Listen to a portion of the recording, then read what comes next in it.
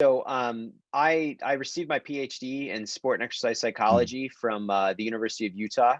Prior to that, I had my master's degree in sports psychology from Georgia Southern University, and did my undergrad in psychology with a minor in anthropology from the University of Pittsburgh.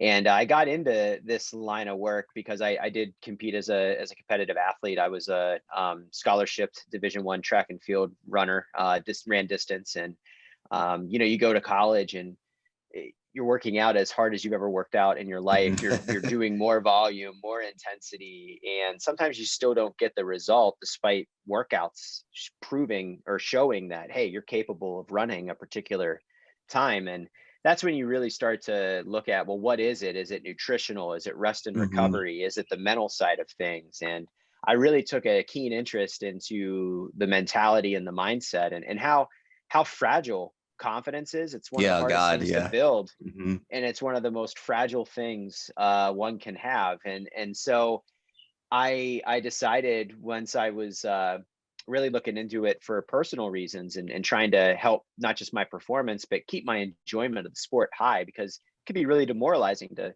put yourself through really difficult workouts and not get a result. And not that you're only doing it for the result, but part of you wants a little bit of validation. And how Yeah. do you work with that? And so I said, man, I really want to pursue sport psychology, and let me go into it. So that's what led me down my career path, mostly because I was really interested for personal purposes. But now it's been an incredible journey to work with a variety of different people in a variety of different contexts. Whether it's been performing artists, I've consulted.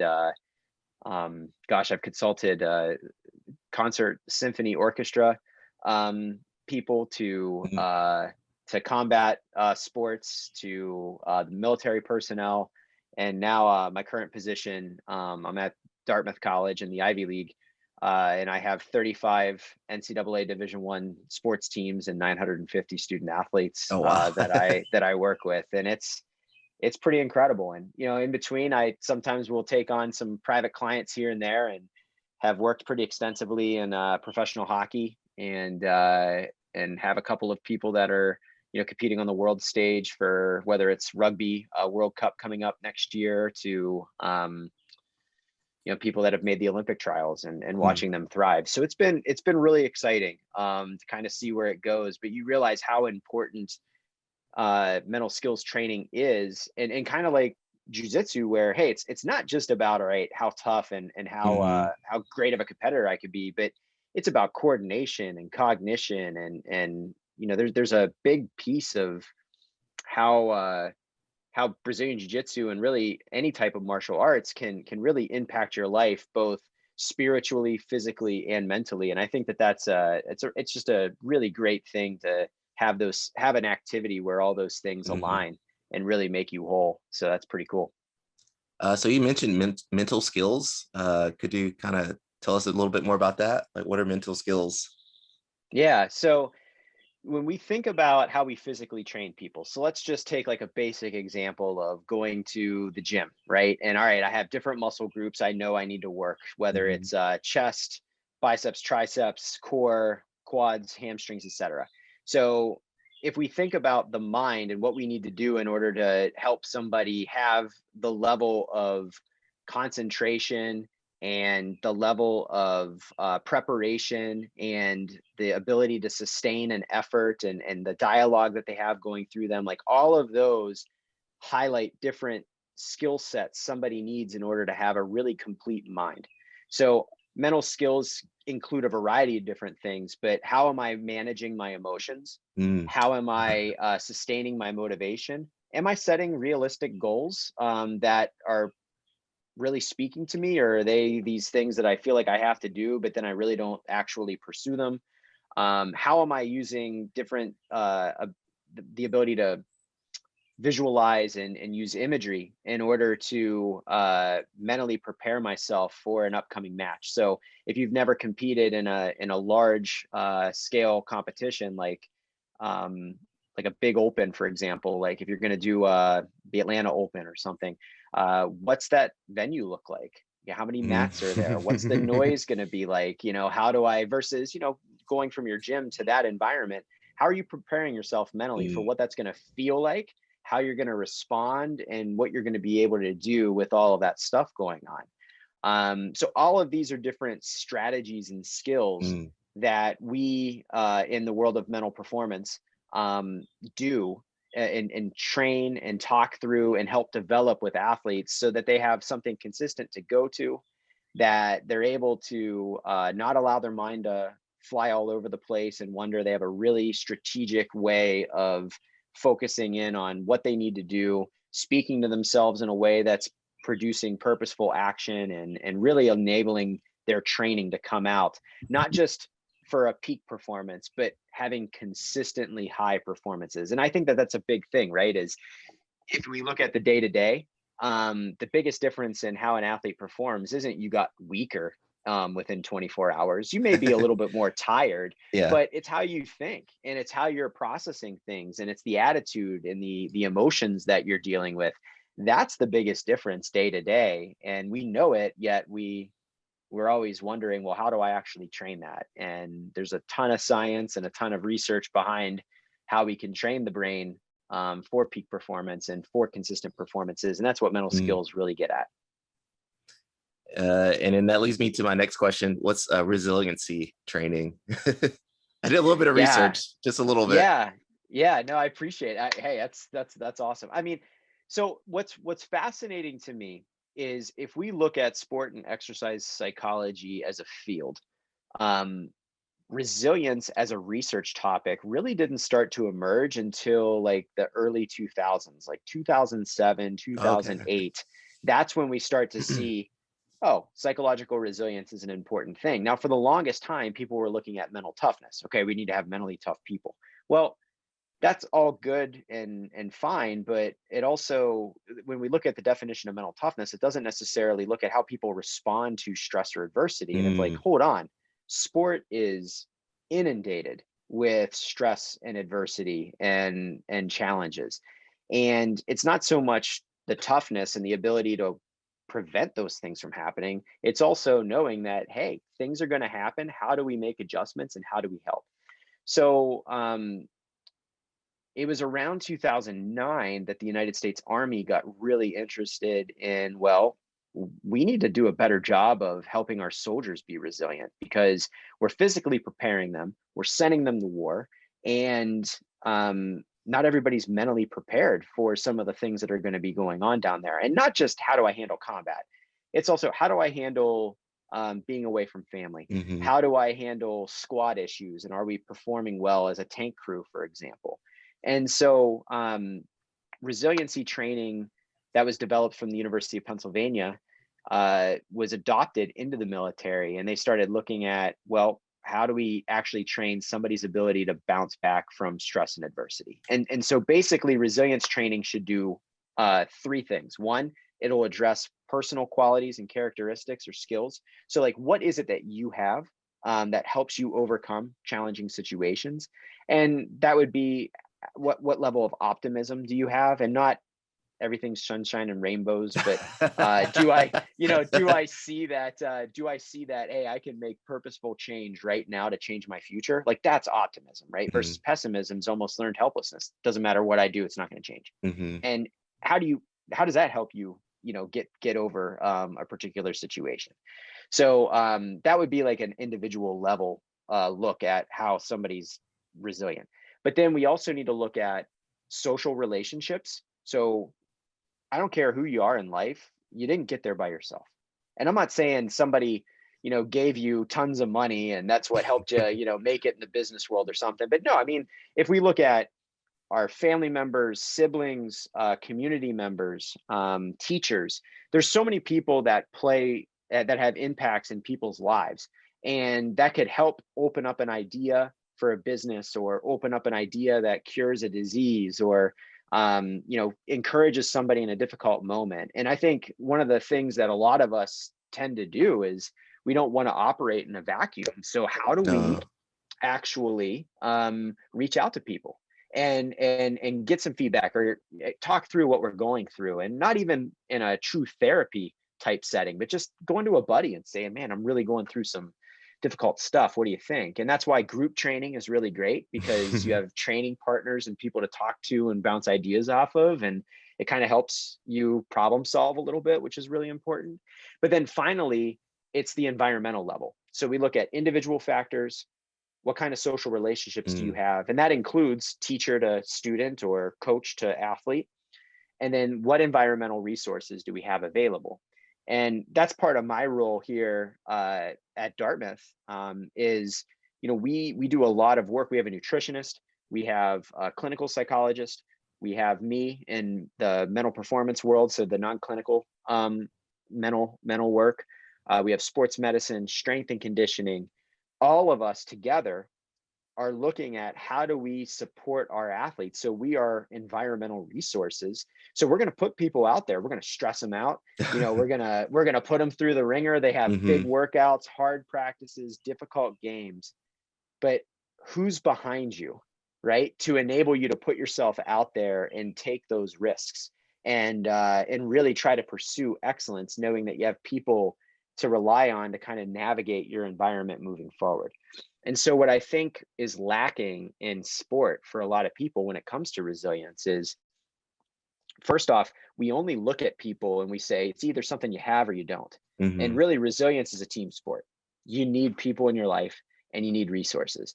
And unfortunately, especially when it comes to youth sport in the United States, we don't necessarily have a lot of infrastructure in place in order to properly help and prepare coaches in a variety of different, and we're doing our best to, people in my field are starting to look into how do we change youth sports for the better? How do we better prepare coaches to handle, difficult situations where an athlete's struggling, or how do we prepare coaches to make better nutritional advice for people? And it's hard because, look, if I'm coaching 8-year-olds, like, why do I need to know all this sports science? But you are the gatekeeper to whether they're going to love this sport and do it for the rest of their lives, or if they're just going to hate it because they don't like you. And so what are you doing to, help grow your sport and make it something that's enjoyable, but also delivers the promise of what sport should do, which is, we look at sport to build character, allegedly, but we also look at it to teach life skills and to help people develop and get something out of it. And that's going to help them with their lives. So good resilience training is going to look at, all right, not just how do we train individuals to be resilient, but if I go to a gym, for example, and I'm looking at how are we helping jiu-jitsu athletes become more resilient, I'm looking at what are the dynamics in the training group with the training partners, what kind of feedback are coaches or teachers giving to the students? Oh, wow. Are the students actually responding well to that feedback, or is there a disconnect? And then what's the environment like in terms of, if I'm struggling or I had a really rough day at work and this is something that I'm coming to, but maybe I'm just not in it, but I still know I need to get some work in. How do I see approachability? Do I see a nurturing environment? Because let's face it, we want to look at this as like machoism and toughness and stuff, but at the end of the day, if you don't have nurturing to allow you to be that tough guy, you need moments where you have a very supportive gym or teaching or training space that's going to enable you to take some calculated risks. So now you can go to a competition and try to really be that person, right? And so, I'll do work with individuals, but I try to look at the whole ecosystem, because if we don't have great relationships and a good environment where there's approachability and everything, you've really, really cut off the ability for people to have resiliency. And it seems like it's like more of a sustainable model. Like if the environment's good, everything else can be figured out.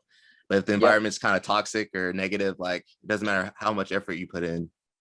I mean, we're organisms just like trees, just like plants, right? And you put toxicity in the soil, you're going to kill a lot of stuff, and you don't want to kill people's joy and kill people's confidence So if you don't create a great environment, you're just not going to get the outcome, the bounty of the training really that you're looking for. And it's something that I think we're starting to realize makes more sense. But people are always like, well, I don't want to coddle people. Well, it's not coddling, like you're allowed to challenge people, Hmm. but gosh, if you're going to challenge somebody, make sure you're there to help pick them up. That's not coddling. Coddling's, oh, you don't have to do this. You could just, you never take any risks. You're good. Hmm. No, encourage people to take risks, but in a way that helps them grow. Because if we look at a balancing act here, our skills and abilities and the demand that's placed upon us, if the demand outweighs our skills and abilities, this is stress, right? Hmm.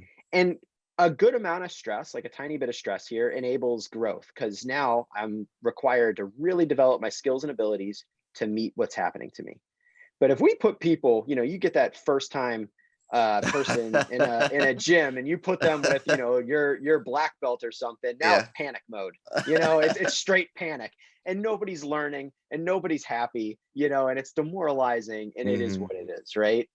So it's like borderline Cobra Kai since I just got done watching that on Oh, Netflix. So, but it's like, but it's really fascinating to see people kind of grapple with that idea, which is, gosh, well, I don't want to coddle people. Well, look, there's a difference between like developing people and coddling. mhm. There's a difference between those things, and know the difference, and know that we don't have to be jerks just because that's the way it was done in the 60s or the 70s to get an outcome. Like if anything, people are running faster, jumping higher, lifting more. Human capacity has really increased.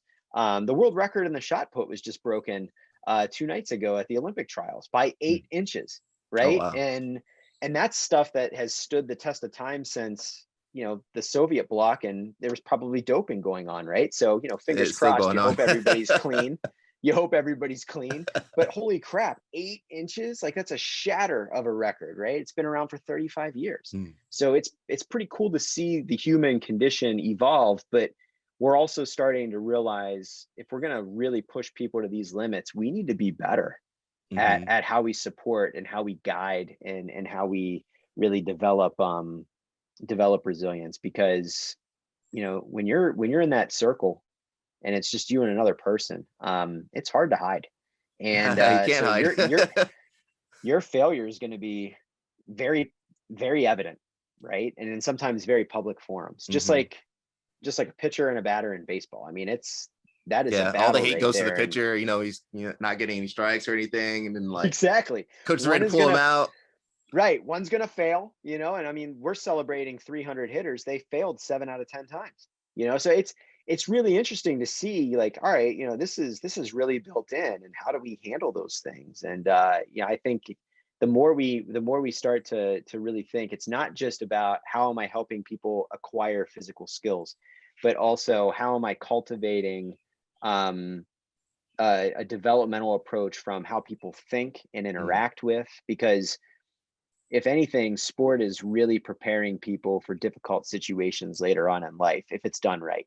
And we always like to say here, one of our athletic directors used to say, I believe that all of our teams are learning laboratories for life. And there's a lot of truth to that. Our student athletes, and gosh, when I was a student athlete, there wasn't a lot of television for track and field or cross country, mhm, but you could turn on ESPN Plus and you can watch pretty much any game you could fathom in college athletics. You could watch a random softball game from a small Division I conference, volleyball, etc., and mhm. you're failing on TV, in front of Yeah. a lot of people. And so how are you prepared for that moment? It's so important, and we need to look into, yeah, not just training the individual, but we have to have a team approach to this, and let's make sure we do that the right way. My next question, so when I first talked to you, I mentioned sports psychology, and you were really quick to, like, "Oh, no, no, no, no, no," like, mental sports therapy. So can you, like, what kind of happened there when that switch kind of happened where, you didn't want to be called a sports psychologist? Like, what was kind of the history behind that? if you don't mind. Yeah. So, and I think this is a really important point for anybody that's listening, because the more consumer education you can have, the better, right? And at the end of the day, you want to make sure that you represent yourself in an ethical manner, right? And so I'm a member of the Association for Applied Sports Psychology, which is our governing body, essentially, of mental skills work and mental performance work. But essentially, the word psychologist is a protected term in almost every state in the Mm, United States, and that is looking at somebody who has a licensure to do clinical work. okay. So there is no licensure for clinical work with athletes. So there's people that call themselves sports psychologists, and yes, they are licensed psychologists. And do they have some sport background? And not they played a sport, but did they take actual coursework in sports psychology and everything in order to help an athlete? And if so, yeah, they're a sports psychologist, but there is no true licensure as you're a licensed sports psychologist. No, you're a licensed psychologist that works with athletes. Mm, But the route that I took, and this is why there's a little bit of a split in the field, um, because at first the American Psychological Association was kind of looking at, well, athletes and psychology, early on, when the field first started emerging. Well, is that a big priority right now? So kinesiology and exercise science departments were like, well, motor behavior and exercise phys, and yeah, the mental part is part of this, so maybe we have training here. So you really have two training pathways. You have people that go through a counseling or clinical psychology program, or people that go through a sports science program. Now, the difference is, if you go through a sports science program, you're doing mental performance work, which means you're not a clinical psychologist. You're not, I mean, technically you're doing sports psychology. My degrees are in sports psychology, but I can't call myself a psychologist because mm, it's a legal term. So, what that means is, my job is to work with athletes who, look, are they having performance struggles and issues? Are they lacking confidence? Do they have anxiety, but it's more performance centered rather than like general life anxiety, to the point where they're having a panic attack behind the car oh wheel wow. because of an accident or something like that? That's a little out of Mm. my lane. Pun intended there. That was a good transition. But so mental performance became the term that was adopted for non-clinical professionals who have the adequate training to work with athletes. And so the Association for Applied Sports Psychology, or AASP, has the only standard training standard in North America called CMPC, which stands for Certified Mental Performance Consultant. So a certified mental performance consultant, which is what I do, is somebody who has training in some counseling classes, has training in sports science classes, has supervision. So prior to getting that, I had to have hundreds of hours of Mm, so professional supervising my interaction, just like you would see in a counseling psychology department, or like a resident goes through after med school. They're being supervised by a established doctor to make sure that they're ready to go on and treat people. And then you take and pass an exam. And so once you've done all of that, you have cleared the competencies that you need in order to be a certified mental performance consultant. Now, there are licensed psychologists who are also CMPCs. So these are individuals who, yeah, they can treat depression, anxiety, eating disorders, substance abuse, potential suicide ideations, real hardcore anger management issues and everything. In addition to, yeah, they could do a lot of the mental skills training and some of the non-clinical work. So that's somebody who can kind of cover more of the spectrum. I chose to specialize in the non-clinical side of things. mm, So I didn't want to work with actual diagnosable um, psychological issues. I decided to focus there. But the importance of having that training, though, and I'm glad you brought it up, is this.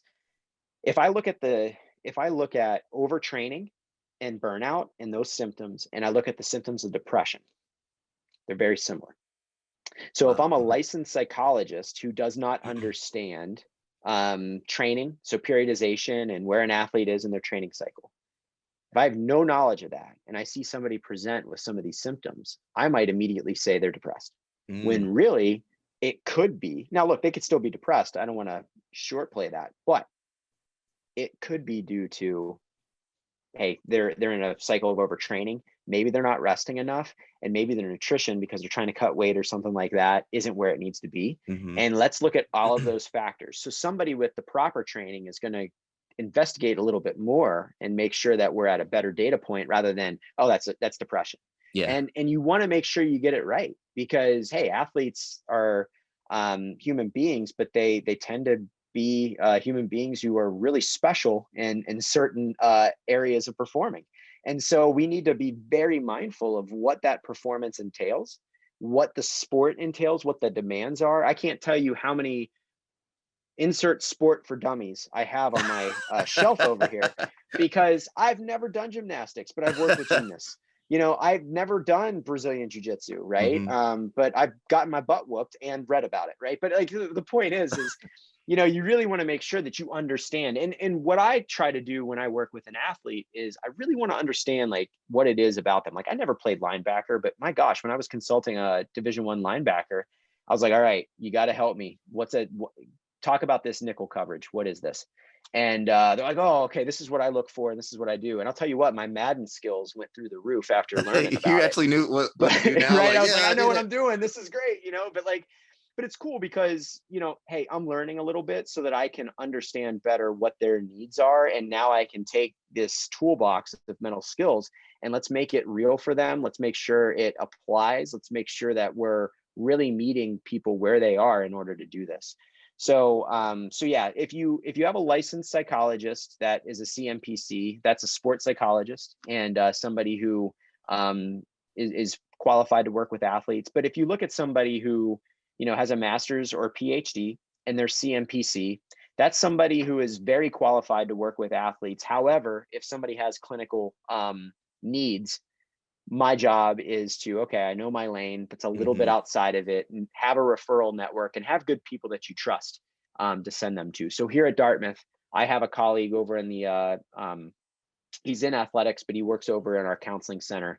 And whenever I have an athlete come in and I can just tell like, this is It's too really much. affecting Yeah. it's really affecting everything. I've noticed weight loss, they're Mm. struggling in school, home life's not going well, and they were a starter and now they're benched. It's kind of like, you know what, this is pretty heavy.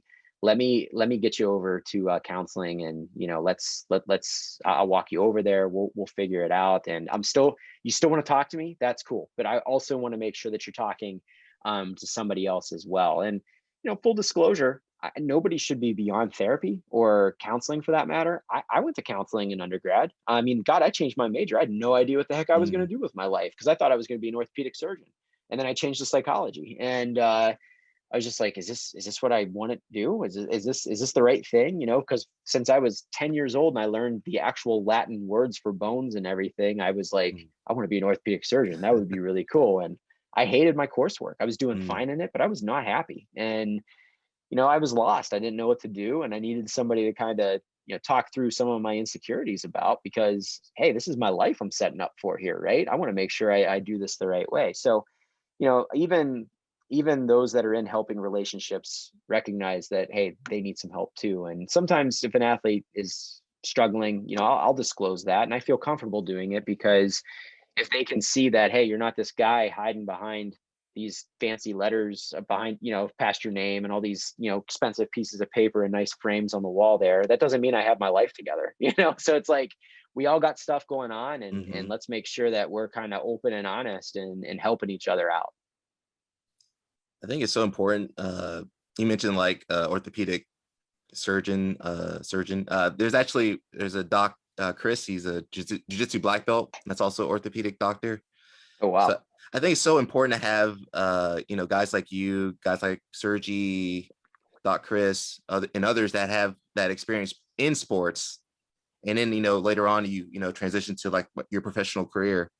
But it's so important to have those guys around so we as resources, and just you guys can relate to us versus maybe like say a therapist that never did any sports. They're not going to know, like you kind of mentioned that, like they're not going to know what overtraining is. They're going to think you're depressed and like so I Yeah. just Yeah.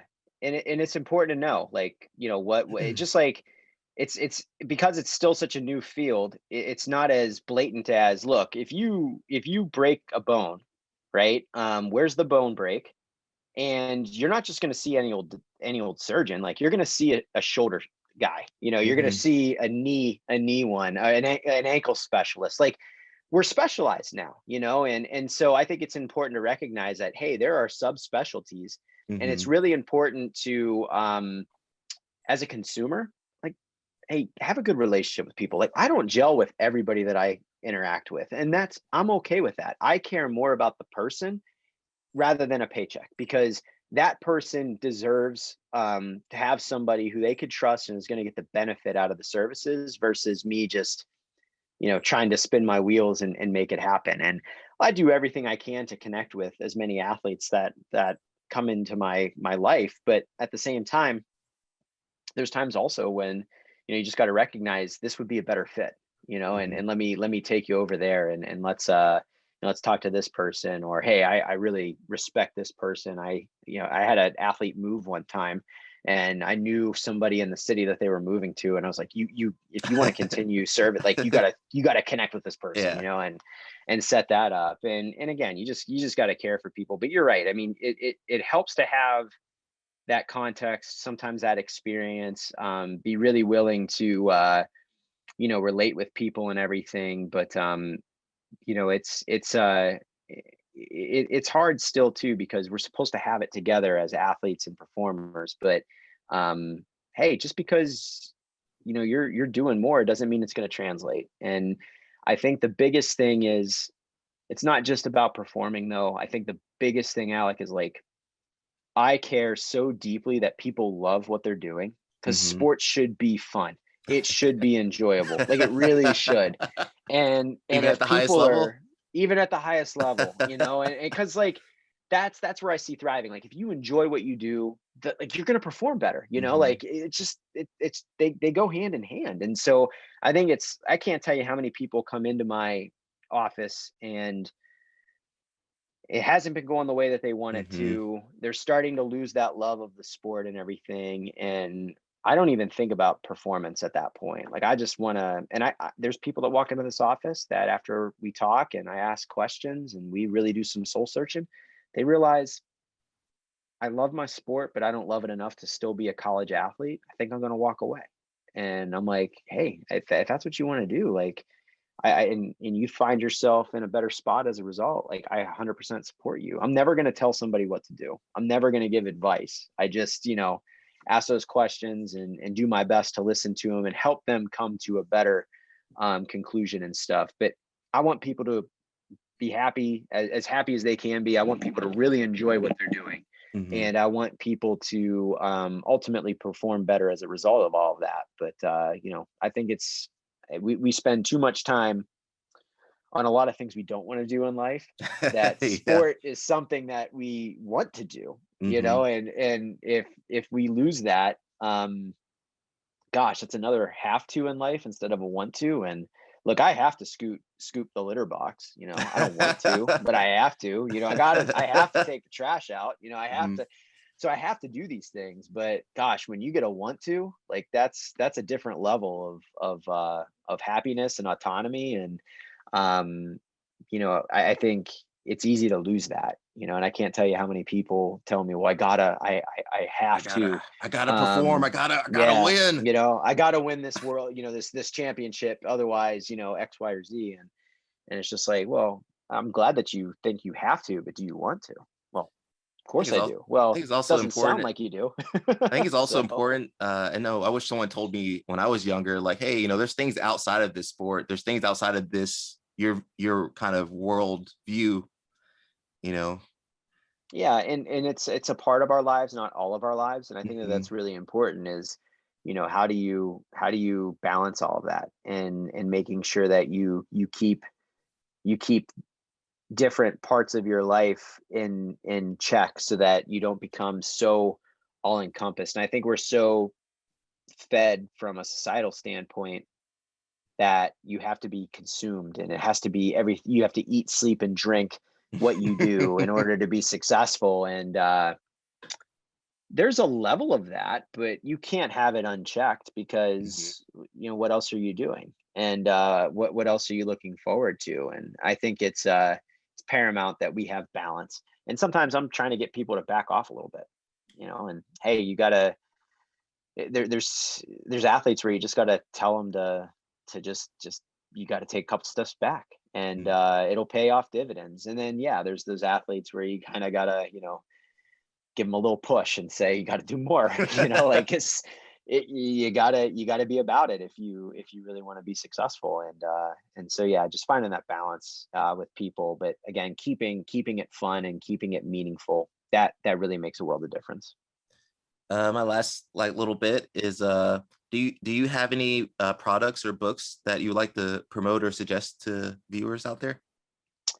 So gosh, when it comes to products, I mean, a lot of people are getting into meditation, which I think is admirable.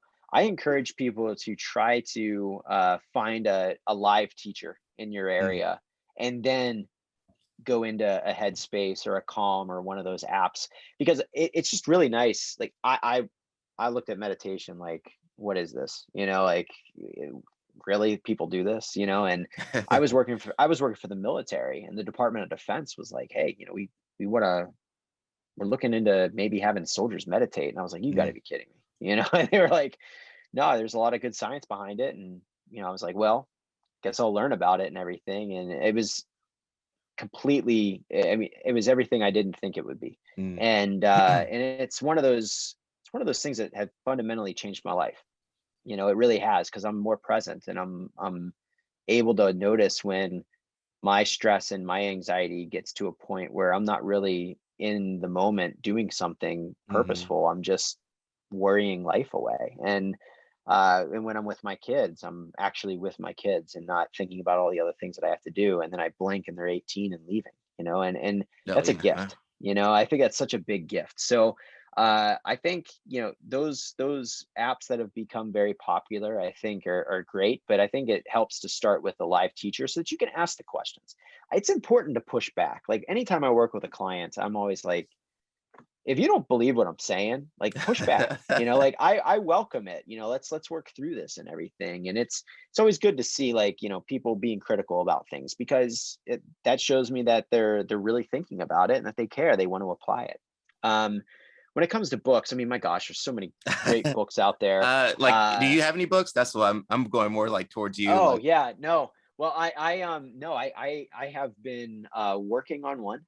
all right. I'm not quite at the point where I feel like I'm important enough to have my own book. Although, I know that's not part of it, but I'm such a perfectionist at times Mm. that it's hard for me to say, yeah, this is worth people's time. I'm very critical of myself at times. So but I plan on hopefully having one in the next year or two, just kind of really conceptualizing what I've seen work, and how to really package mental skills in a way that are going to help people. But in terms of product, I mean, I'm available as a consultant for athletes. So people are always contacting me and asking for one-on-one work. And Mm. I with the virtual platforms that we have now, it's incredible.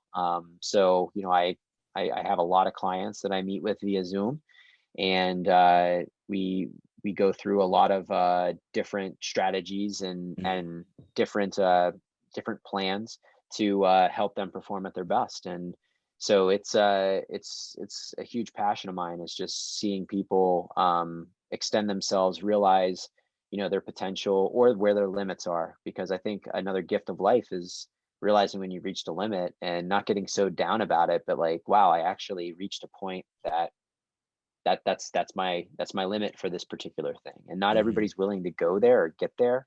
And I think it could be a really impactful experience for people, to realize, like, I remember the fastest I ever ran for a distance, right? And it's just like, wow, that was my limit for 5,000 meters. That was my limit for 10,000 meters. Wow. It's like, and at the moment you don't realize it because you hope you can go faster, but you look back on it and it's like, I did that. And it's not a world record, but it's something I'm proud of. It's like, wow. I'm glad I was able to put myself out there. And more times than not, I didn't win that race. I was like third, but I ran the best I ever ran. Mm. And it's this weird ability to just experience that, but to help people, kind of go through that and enjoy it, and really explore what they're capable of. It's one of the things that just brings me so much joy and fulfillment, because I feel like I've contributed in a positive way to the world, right? So yeah, that's all I have to really personally promote. I'm a pretty humble guy that knows that I know one little inch of the ocean all the way down to the floor, but my gosh, the ocean is very vast. And going beyond that inch, I try not to be that sage on the stage, or the Twitter guru, expert. Yeah, the Twitter life hack guy that, life look, I coach. know I know that sounds good, but it's not real. And there's so many holes you could shoot in things, but I stick to the science, and I treat people like they're the experts on them, because they are. And I'm never going to tell somebody what to do. It's always, hey, let's work on this together, and let's figure it out. So hasn't served me wrong since, and there's been a lot of happy and positive people that I've encountered as a result. So I think I'll stick to it until it doesn't work. So Do you have any social media or anything where we can follow the progress of your book, your future release? Yeah. So I'm on Twitter and Instagram. So at Steve, STEVEP as in Patrick, Gonzalez, GONZALEZ. You'll see more pictures of like me and my kids. But it's all Twitter, kids I'm very, yeah, right. No, Twitter, I'm very active on, in terms of different thoughts, or if I find really, I think, great articles or examples and things, I'm always posting those things to the people that follow me. And I'm starting to use Instagram a little bit more. I'm not that old, but like Instagram was like, I was like, what's a story? How do I figure Yeah, this out? I'm Jesus. getting better at it, but We're on Reels now. What's the I know, I Instagram just can't. reel? I just can't. I'm doing the best I can to keep up with things. I Uh, can't do TikTok no, just I was about to ask because you. can't do TikTok. I just can't. And and the reason is because, look, having worked with the military, I know that the Chinese government Oh, relationship with TikTok is a little bit of a security concern.